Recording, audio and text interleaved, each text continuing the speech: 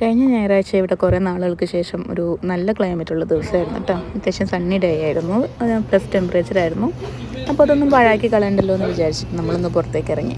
നമ്മൾ പോയത് നമ്മുടെ വീടിനടുത്തുള്ളൊരു ഫാമിലേക്കാണ് കേട്ടോ. വളരെ ഓർഗാനിക്കായിട്ടുള്ള പ്രോഡക്റ്റ്സ് എല്ലാം കിട്ടുന്നൊരു ഫാമാണ്. അധികം വിലയൊന്നുമില്ല. നമ്മൾ സാധാരണ ഇവിടെ പോകാറുള്ളത് നല്ല നാടൻ കോഴിമുട്ട കിട്ടും.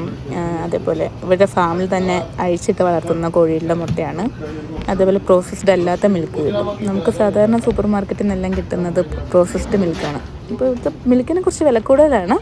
പക്ഷെ എന്നാലും നമ്മുടെ നാട്ടിൽ കിട്ടുന്ന പോലെ ഒരു ശുദ്ധമായ പശുവിൻ പാൽ എന്നൊക്കെ പറയുന്ന ആ ഒരു ഐറ്റം കിട്ടും. പിന്നെ നമ്മൾ മെയിനായിട്ട് ഇവിടുന്ന് വാങ്ങിക്കുന്നത് ഹണിയാണ്. ഹണി നമുക്ക് എന്തായാലും ഒഴിച്ചുകൂടാൻ പറ്റാത്തൊരു സാധനമാണ്. എപ്പോഴും ചുമയും തൊണ്ടവേദനയൊക്കെ ഉള്ളതുകൊണ്ട് ഒരു മരുന്നായിട്ട് നാട്ടിൽ നിന്ന് പോലും കുറച്ച് ഹണി കൊണ്ടുവരും. അത് തീരുമ്പോൾ ഇവിടുന്ന് പോയി വാങ്ങിക്കുകയാണ് ചെയ്യാറ്. ഹണിക്ക് ഒരുപാട് വിലയൊന്നുമില്ല. പിന്നെ അതേപോലെ ഓർഗാനിക്കായിട്ടുള്ള ഫ്രൂട്ട്സും വെജിറ്റബിൾസും കാര്യങ്ങളൊക്കെ